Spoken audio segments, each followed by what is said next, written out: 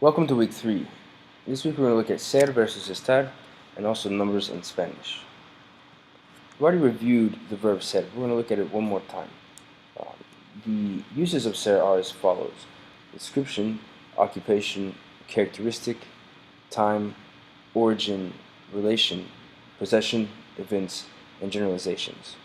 I like to remember it using Dr. Peg. Some of the examples of the uses of ser: for nationality and place of origin, we have Juan Carlos es argentino, or professional occupation, Adela es agente de viajes, travel agent, or Francisco es médico. Do note on professional occupation, there is no article adjective. We use I am a doctor, I am a travel agent, but they just use Adela is agent of travel, or travel agent. Francisco is doctor, but it means a doctor, right? They just don't say it. Characteristics of people and things, like José y Clara son simpáticos, they're nice, or el clima de Puerto Rico es agradable. Generalizations, which generally begin with the word es at the beginning of the sentence, and also translate to it is. For example, es fabuloso viajar, it's fabulous to travel, or es difícil estudiar a la 1 de la mañana, it's difficult to study at 1 a.m. Possession, es la pluma de Jimena, o son las llaves del señor Díaz, or something is made of, like la bicicleta es de metal, o los paisajes son de papel. Time and date, hoy es martes, o son las 2, hoy es el 1 de julio. Where or when an event takes place, for example, el partido es en el Estadio Santa Fe, or la conferencia es a las 7. I like to think mainly of ser as an essence verb. It generally describes the essence of someone or something. For example, its description or characteristics, where it's from, its relationships to other things, or maybe some person's occupation, or something like that. Things that define their essence. Often, some people like to teach ser as a permanent verb, but it's simply incorrect, simply because occupation can change or your relation could change, and the time changes every second, in essence. So I like to think of ser as more of the essence of someone or something, given that it's the description or where it works or what this person looks like and where it's from, where the people around them. Remember that the conjugations of ser are soy, yo soy, tú eres, él, usted es, nosotros somos, vosotros sois, ellos, ellas, ustedes son. Now we're going to look at el verbo estar, which also means to be in English, but it has many different uses. We have I like to think of place, also like to add in the W, but position, for example, where things are located in kind of spatial relationships, like está, de lejos de, is to be far from, or something. Also the location in the sense of where something is. La habitación está en el tercer piso. The room is on the 3rd floor. And also we have action, which is generally speaking the verb estar with a present participle.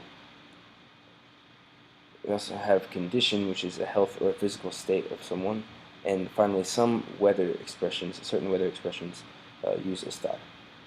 So let's look at these uses. We have location and spatial relationships. El aeropuerto está lejos de la ciudad. O tu habitación está en el tercer piso. We have health, for example, ¿cómo estás? Estoy bien, gracias. Also kind of the condition that you're in. Could be physical states. El profesor está ocupado. Or las ventanas están abiertas. The professor is busy. Or the windows are open. Also emotional states. For example, Marisa está feliz hoy. Or estoy muy enojado con Maru. Marisa is happy today, or I'm very happy with Maru. Certain weather expressions. We'll look at weather in another chapter with a different verb, which generally uses is more commonly used for weather. But certain weather expressions, for example, está lloviendo, it's raining, or está nublado, it's cloudy, are used with the verb estar. And also we have ongoing actions, which is the A place. Estamos estudiando para un examen. We are studying for an exam.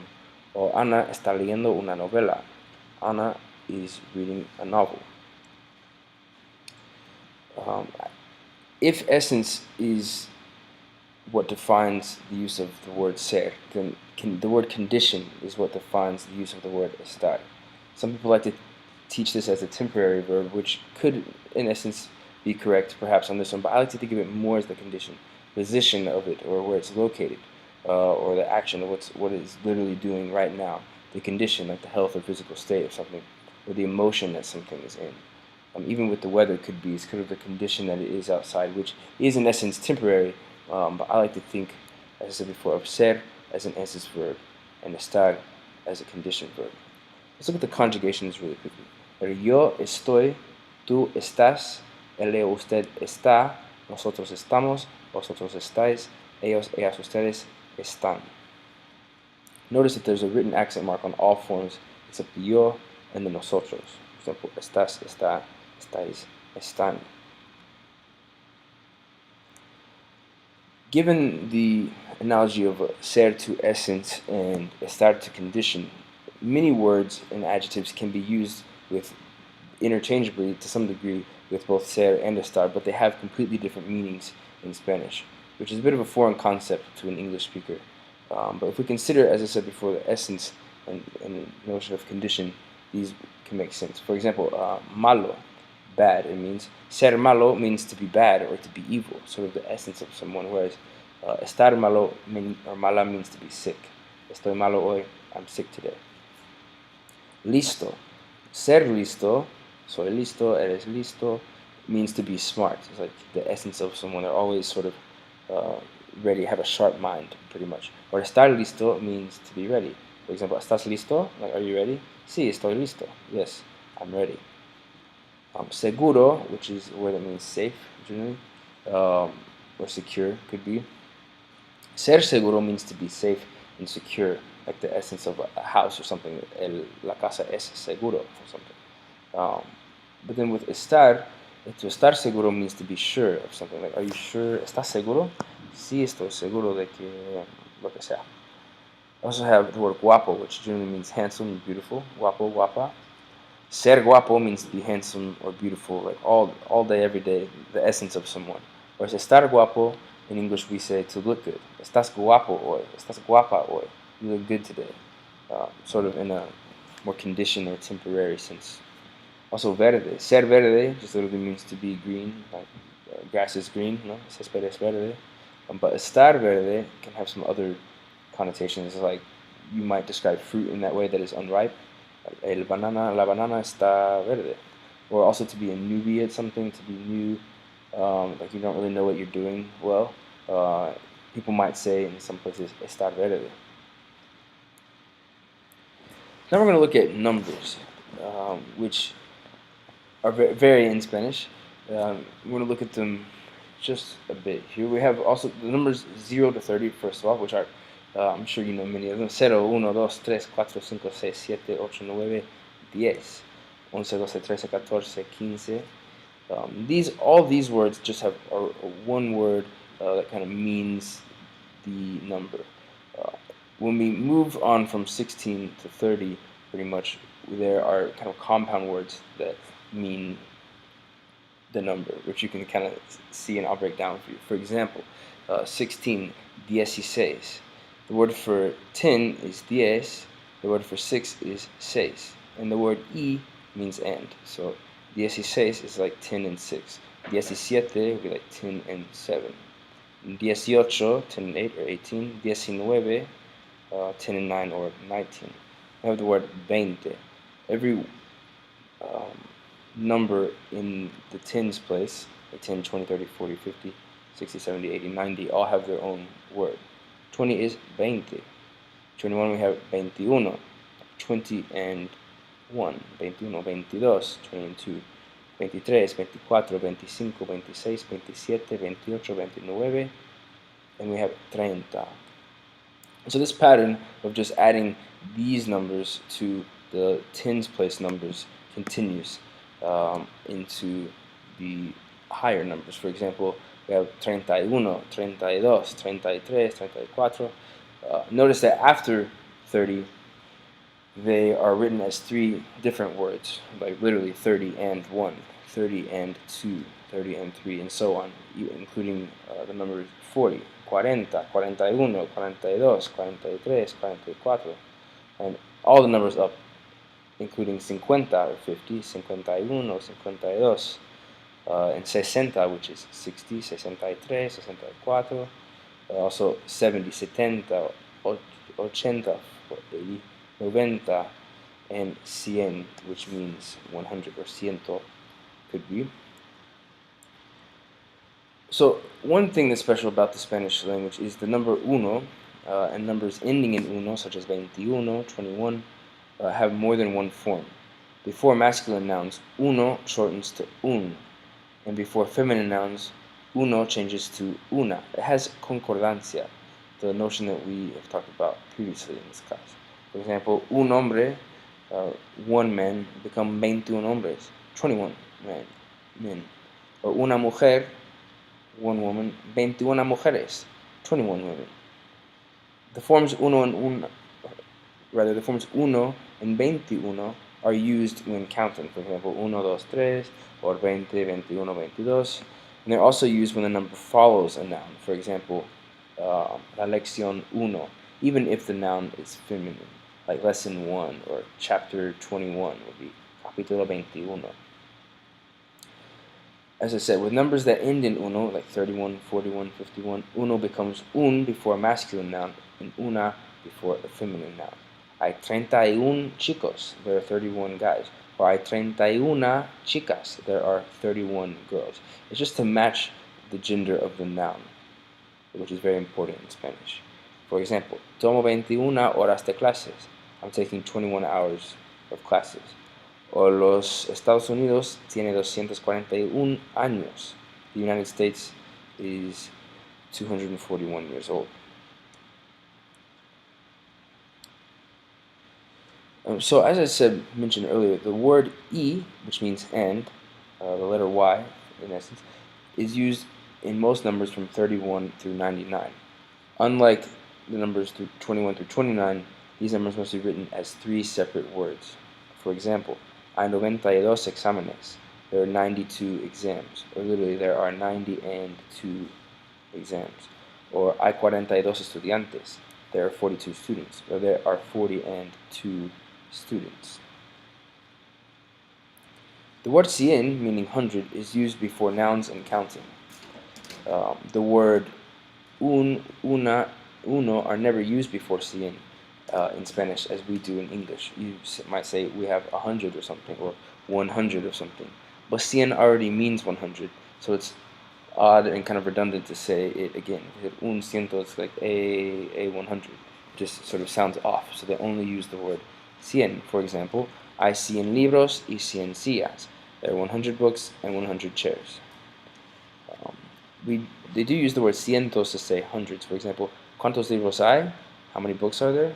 Cientos, like hundreds of them. Now let's look at numbers 101 and higher. As shown in the chart, Spanish uses a period to indicate thousands and millions rather than a comma, as used in English. And for the numbers 101, we have 101. Notice that the word ciento is used after 100, and you just literally add the next word. 101, 101, 102, 102, 103, 103.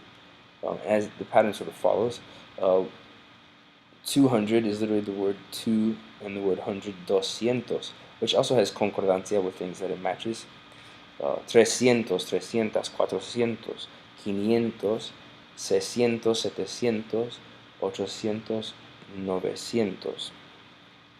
Notice all these words, 4, 5, 6, 7, 8, 9, are sort of derived from the word that we've seen before. For example, 600, 600, 700, 700, 800, 800. And the word 1000 is just the word mil. In Spanish, or in English rather, we often want to say 1000 or 1000. In Spanish, just like with cien, it is just the word mil, 1000. And to have more numbers, you simply add the number on. For example, 1100, 1100. If you want to have more than 1000, you simply add the word before it, as we do in English. 2000, 2000, 5000, 5000, 100,000, 100,000, 200,000, 200,000, 550,000, 550,000. And then of course we have the word un millón, which means a million. Do know that they use the word de after they always have a million of something. For example, un millón de exámenes, a million exams. Or ocho millones de dólares, $8 million. As I said before, the numbers 200 through 99 agree in gender with the nouns that they modify, which is the notion of concordancia. For example, 324 plumas or pins would be 324 plumas, and these two would match. Or 3,505 libros or books, 3,505 libros. These sort of would match. Just to help people understand what exactly is being referred to. As I said before, the word mil, which can mean 1,000 or 1,000, is not used in the plural form to refer to an exact number, but it can be used to express the idea of a lot, or many, or thousands. For example, hay miles de personas en el estadio. There are thousands of people in the stadium. Same with cientos. Cientos can be used to express hundreds in this manner. Hay cientos de libros en la biblioteca. There are hundreds of books in the library. To express a complex number, including years, you simply string together all of its components, just as we simply do in English truly. For example, 55,422 is 55,422, literally 55,422. You kind of see all of the numbers within there, just as we do in English, which is nice. When millón or millones is used before a noun, as I said before, the word de is placed between the two. For example, 1 million men would be un millón de hombres, or 12 million houses, 12 millones de casas. To ask how many people or things there are, we use the word cuantos, which we looked at last week, before masculine nouns, and cuantas before feminine nouns. For example, ¿cuántos estudiantes hay? How many students are there?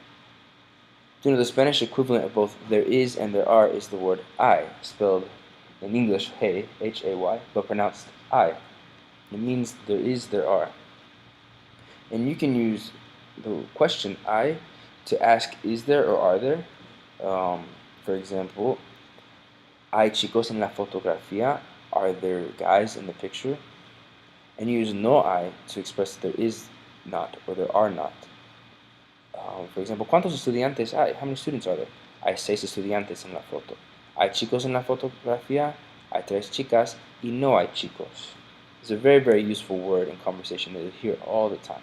How many are there? How much is it? Is there this? Is there that? Are there these things there? And of course, also the word how many is incredibly useful in conversation when traveling or just when speaking with people in general.